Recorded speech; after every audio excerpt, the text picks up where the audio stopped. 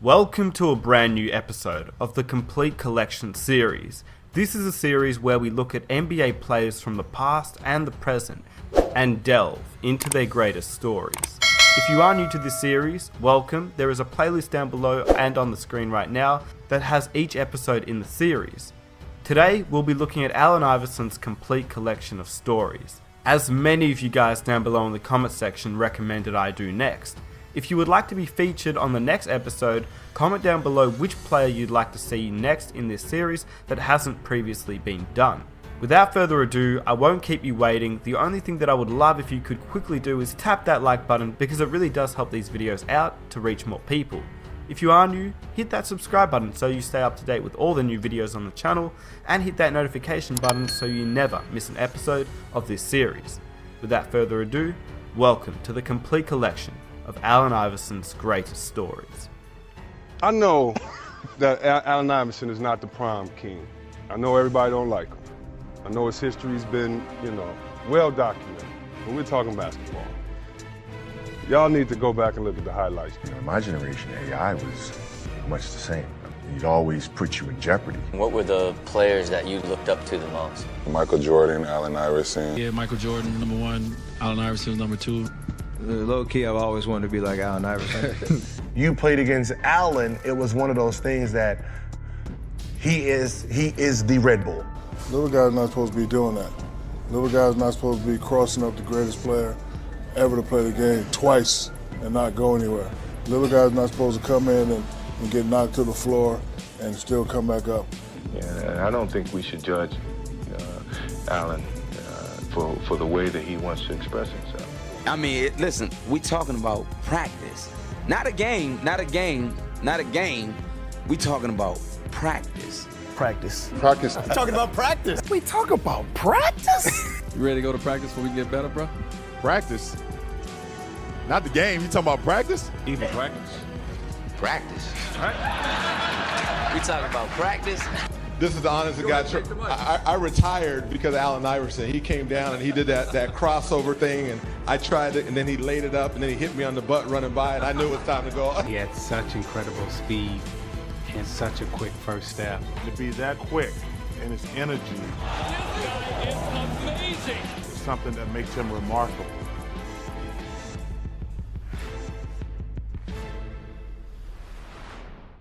When we hear words like one-word descriptions of you, I would say competitor. Who's on your short list of best competitors you've faced?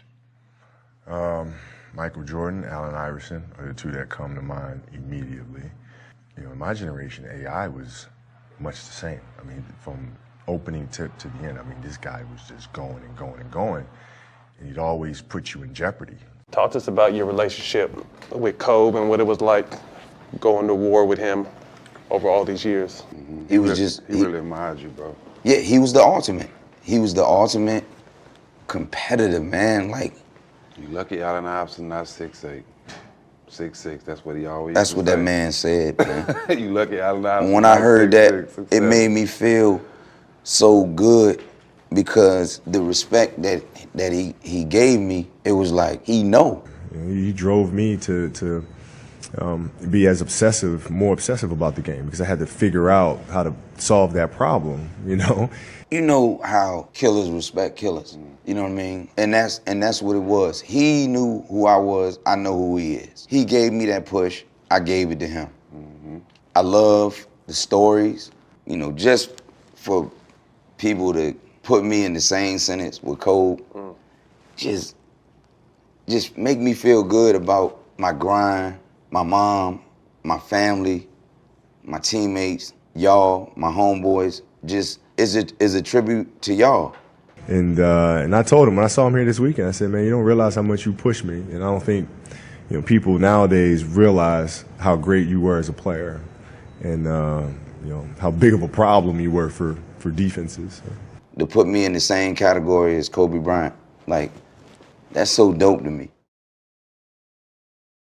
Rick, I remember my first year coaching in Toronto. I'm in this little restaurant I go to, a little quiet place. In walks AI. We got a Sunday afternoon game.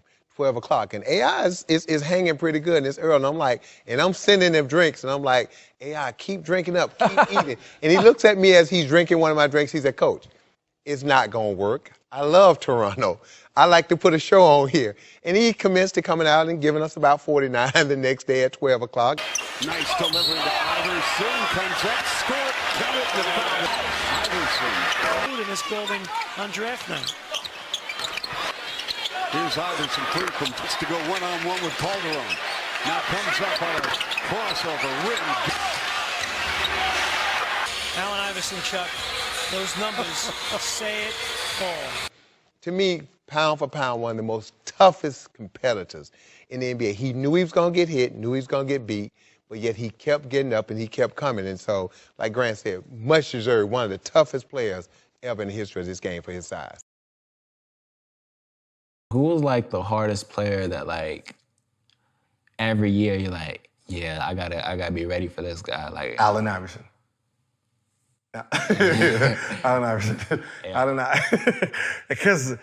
because you know, I always say like Allen was that he was like that white boy player in high school that played balls hard, like sweating on you playing. Okay, but he was the talent. You know, it was the talent. You know what I mean? So you know, he's playing 150 miles an hour the whole time. Like, so you're gonna go from him getting a steal here to him saving the ball, jumping 4 rows into the what's the name? Somehow he got out of that and made a layup. Yeah. Like, wait, what? Like, you know what I mean? That was his hustle. Like, you know, if you know a ball got knocked loose and you're like jogging, I was about to go out of bounds, he's sprinting to it, like he was one of those guys. So when you played against Allen, it was one of those things that he is the Red Bull. Yeah. You know what I mean? So, you know, trying to stop him from scoring was a whole issue on itself. Yeah. Because, you know, green light, you know, he had no conscience. He's trying to score 50, 60. Yeah. But it's matching his energy was what people didn't understand. Right. We got to match his energy to even compete with the 60. Right. You know what I mean? So it's one of those guys, you got to pick him up, you know, 64 feet. You got to do all that. It's like, it's because, you know, like on offense, you got to try to get him tired when you don't have the ball because you don't want him to rest because he's doing the same thing. Like it was just, you know, it was like you'd rather guard, to be honest, you'd rather guard Kobe. Really? Than Allen. Why? Because with Kobe, he's going to go to his spots. You know, it's going to walk you down, come on, woo, woo, woo. Yeah. You already know you know what's coming. You're going to get someone who's trying to score 60. But there's different types of 60. Yeah. This guy he's a 60 headache. Yeah. You know what I mean? Yeah, it's one of those 60 headaches where it's like, it's just a nonstop coming. Mm-hmm. Like, you know, I know, you know, Kobe got the ball every single time, but it didn't actually feel like it. Yeah. Because it's like, it went through offense. Yeah. You know, it went through offense, he cut, passed it, backdoor, this. Okay, he came to the, he looked around, he didn't like it, passed it, reposted it. Okay, whoo, got some breaks. Yeah. Allen, as soon as he got the ball, he went to go try to score. If he didn't, he passed it, got it back, then tried to score. Yeah. He didn't like that, he got it, then tried to score. Yeah. It's like, God, like you. Yeah. So you're sitting here like, stop me real quick. Yeah. and don't have on number 3. Yeah. If you had on number 3, he took it personal. I'm going to zero in on a date. We just celebrated the anniversary, March 12th, 1997, your rookie year. The team at this point of the season is 16-45, and you're playing the defending champion Chicago Bulls at what was then the First Union Center. They were 54-8 coming in. As a kid, Allen had bragged to his coach about taking MJ. And now, he'd finally get his chance. And at one point during the game, you're isolated on Michael Jordan. When I grabbed the ball, I heard Phil Jackson yell, Michael. That play, I remember that play vividly because Michael Jordan was my hero. Everybody know that. He was my favorite player, he was my idol. I literally wanted to be like Mike. I remember The first time I played against him. And I've heard you say multiple times that when you saw him for the first time on the court, it was like the Chappelle Show. He had the aura. You could literally see the aura around him. Like, I literally seen his aura. Like it looked like he was glowing. Talk a little about Allen Iverson for a second. First of all, two-part question. I want to know what you think of his game. He had 32 points, but 9 turnovers. And number two, for a rookie, does he talk a little too much on the court? Well, I mean, he's very confident, and I think I can understand where he's coming from. He wants to be respected in this league, and he certainly has the right skills. It was Mike. It was my idol. It was my hero. And I got a lot of flack from my teammates. You know what I mean? Because they were like, you know, basically teasing me like, you're not gonna play your game tonight, huh? Because you're playing against your guy. You're not gonna come with it, huh? I'm like, nah, you know what I mean? So I was being this tough guy with them.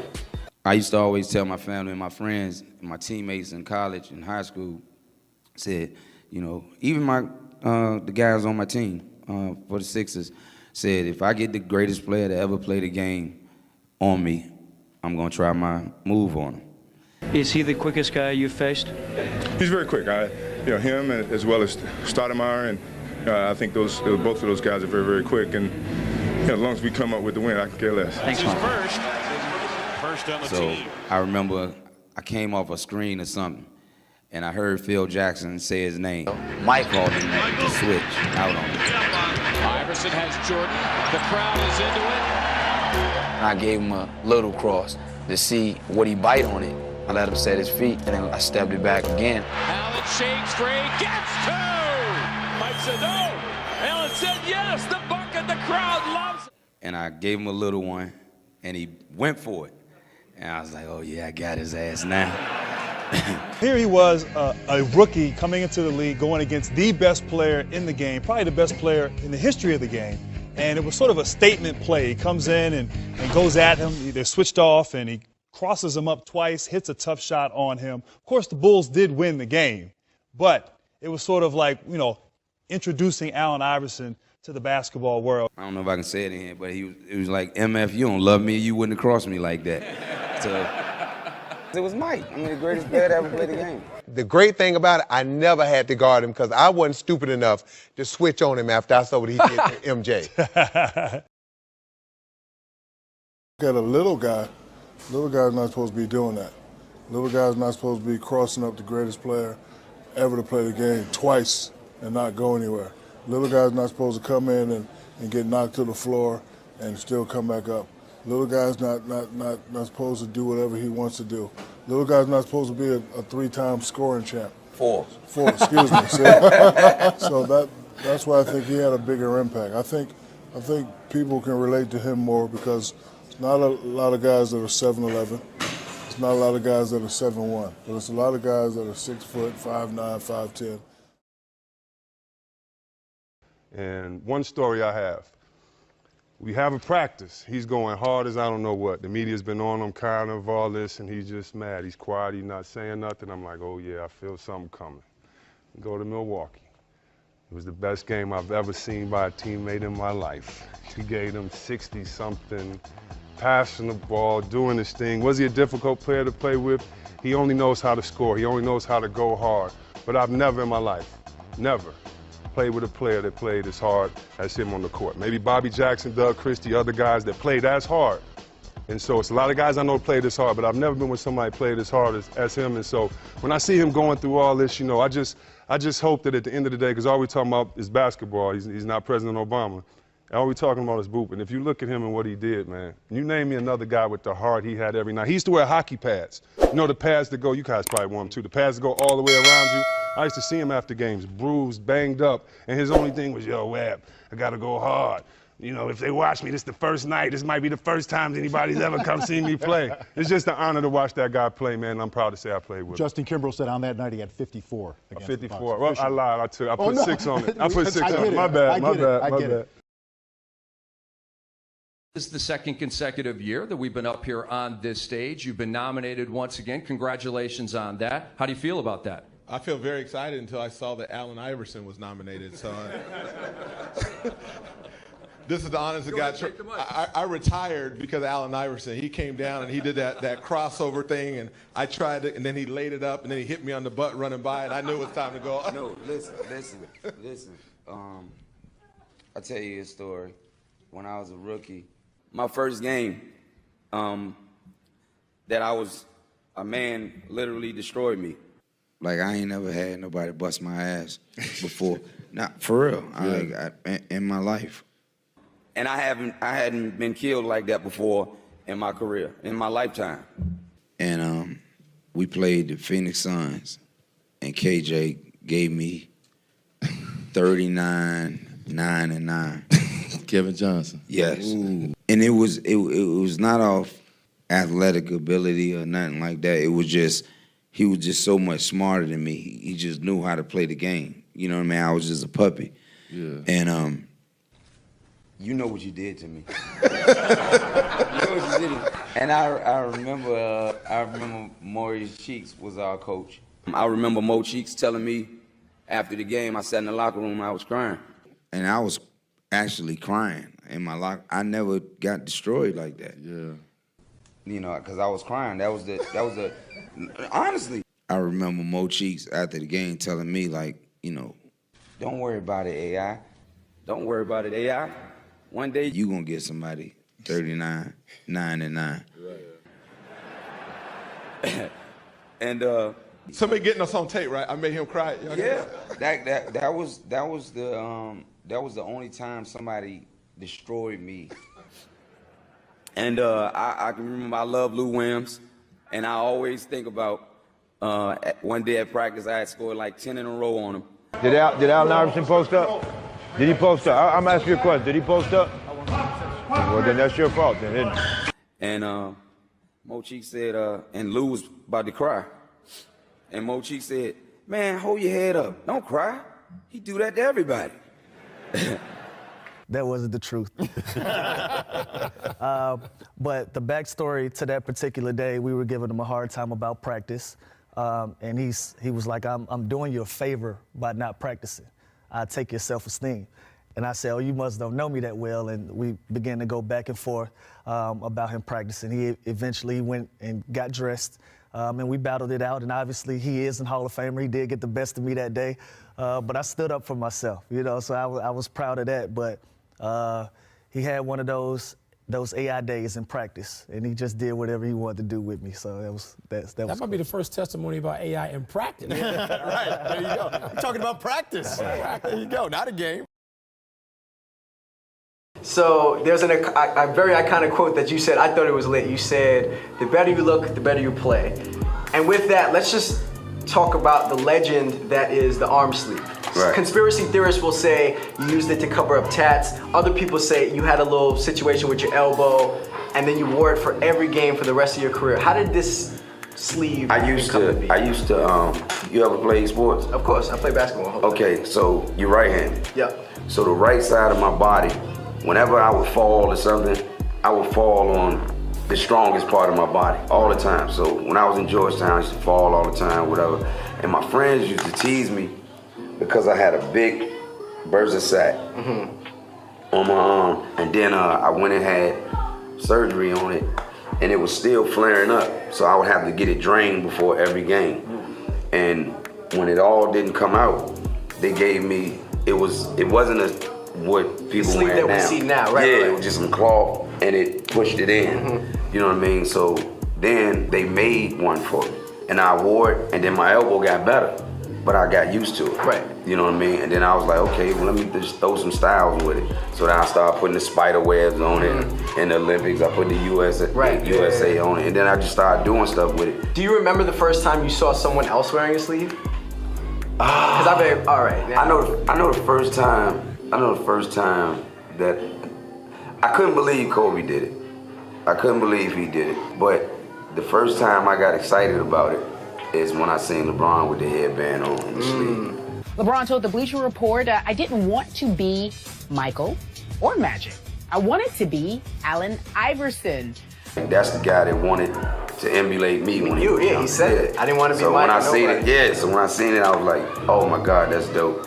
And it was cool for him to do it and paying homage to me. And he's colossal. Right. You know what I mean? He's a colossal superstar. Right. You know what I mean? And it was just dope. Pound for pound, probably one of the best players that we've seen, and his heart, could never be judged. What he was able to give to this Sixers franchise, man, and I think anytime you bring Allen Iverson's name up, they will always think great things about him because of his ability to play the game at a high level every night. Like, all right, some of these little dudes still, respect you and respect what you made them think when they was creating their own game. Gary, when I say Allen Iverson, what do you think of? A great scorer, a great competitor. He did a lot of things that people didn't understand.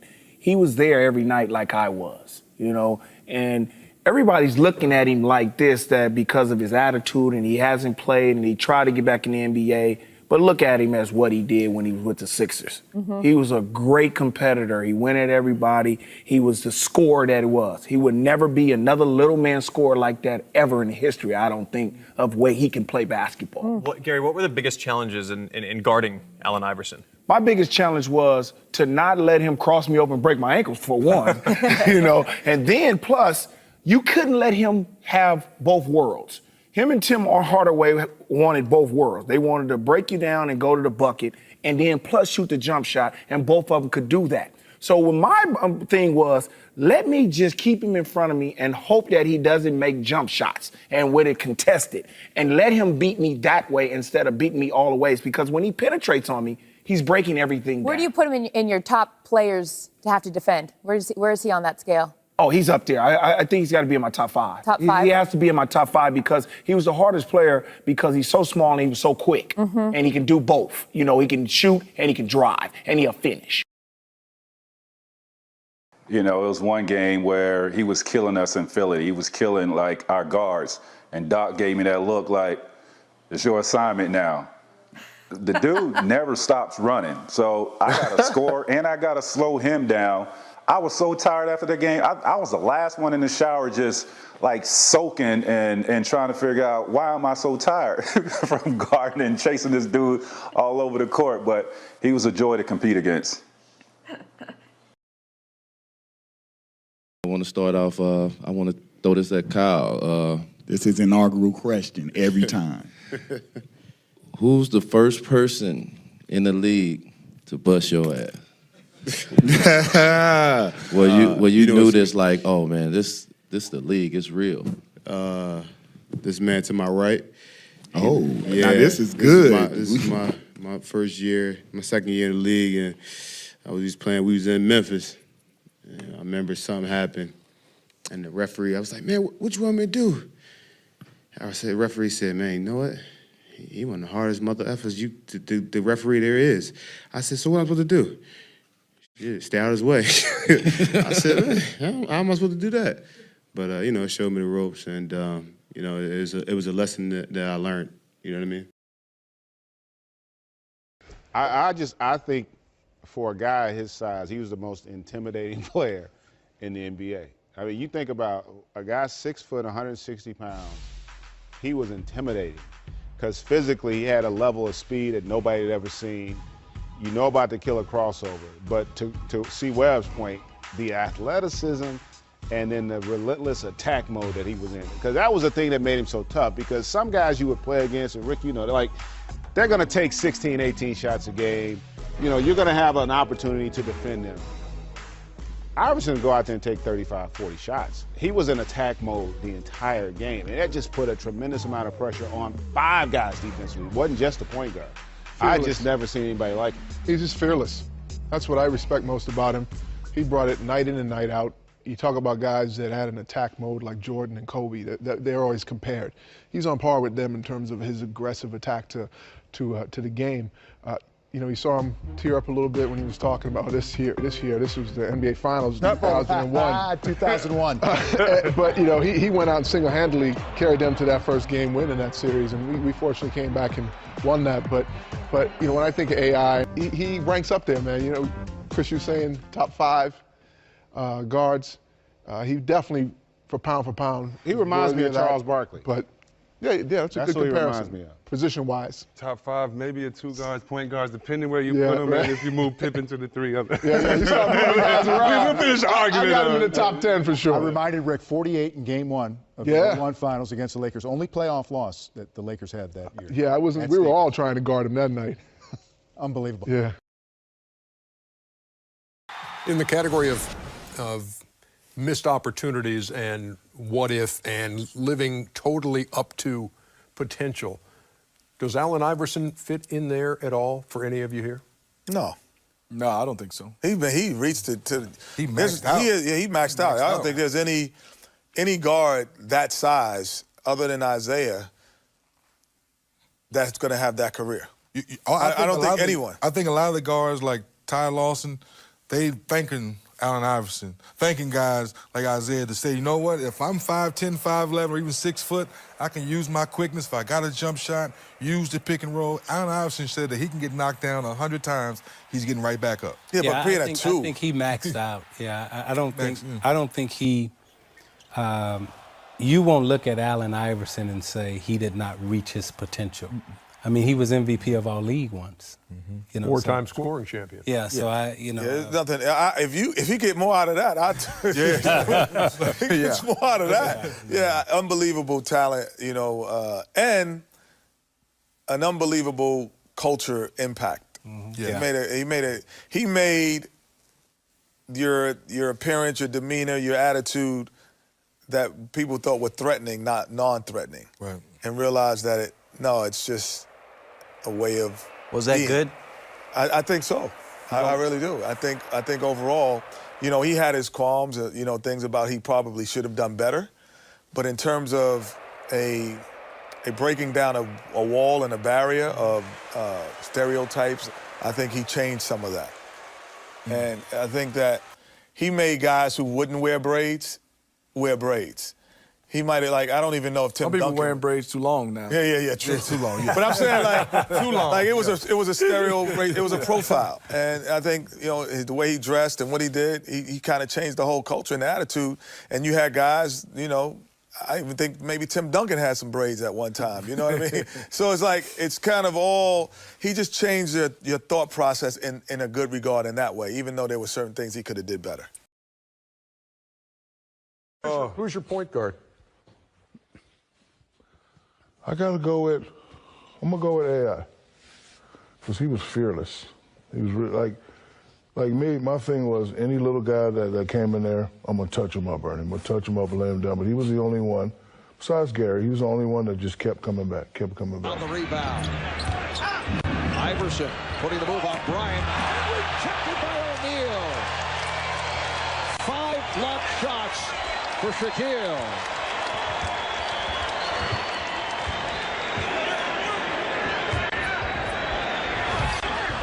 O'Neal, while in the midst of that sweeping hook, changed his mind. That was a pass. Iverson around Bryant. Oh, what a move by Allen Iverson. So I want to ask you guys, in your career, who did you not want to face the most? AI was mine. All right. I loved it. It's not that I didn't want to face him, but knowing that it's going to be an uphill battle. I always had a tough time with little, really fast guys. And as you can see right there, he got by me pretty easy. Bubba Chuck! But he was just fearless. Oh, He was fearless. I mean, he never let up. I mean, he was a warrior. You couldn't bully him. I could bully a lot of guys. You couldn't bully him. I mean, AI was my guy for sure. Do you remember how many points you had in that game against Iverson when he scored 60? No, I don't. He scored 60. We lost. It was a tough loss. So I don't remember. You had 16. I had 16. You had 16. Just rubbing it in a little bit more here, Greg. Yeah, hey, Newsflash. Whenever they ask you a question like that, Yeah. they already know that. They know the answer. They set you Okay, up for the okey-doke, I appreciate that, vet. No banana in the tailpipe, okay? I wore number 3 because of Iverson. He changed the whole culture of the game. And, one of my pound for pound best player to ever play, 6 foot, 155, but the stuff he was doing was unheard of, man, unseen. So, I got tremendous amount of respect for Allen Iverson. The way he changed the game, it was an honor just to be able to play against him the 2 or 3 years he was in the league when I got in. I really looked up to AI. You know, he had heart, carried his team, he scored, he played D, and he was small. You know, it would have been crazy. I think that would have been the person that probably would have made me be starstruck a little bit. You know, when I finally played against Kobe, it was my first game, and I was like, that's Kobe. You know, I was kind of tripping out about it, but if AI was on the court, I probably would have been like, man, this really AI in front of me. He's an icon around the world, and he's pound for pound one of the greatest that's ever played in professional sports. AI has been doing it for years. You know, his crossovers, his toughness. One game in Philly, he was just racking the points up. Iverson finds his way in for 2. How did he do that? When I just, found myself looking at him like, this guy is unbelievable. Yeah, Michael Jordan, number 1. Allen Iverson's number 2. And obviously Kobe's number 3. My top 3 favorite players of all time. Steph, I noticed that you ditched the sleeve, but what was kind of the decision behind that? Is your elbow feeling better? Low key, I've always wanted to be like Allen Iverson. That was the only way I could really come close, but it just wasn't feeling right. Just kind of a split decision, just whatever. It's accessories, it don't really matter. And I hope you guys enjoyed the video. If you did, please help me out by hitting that like button, subscribe if you're new, and hit that notification button so you never miss an episode. I'll be sure to catch you guys in my next one. I'm out. Peace.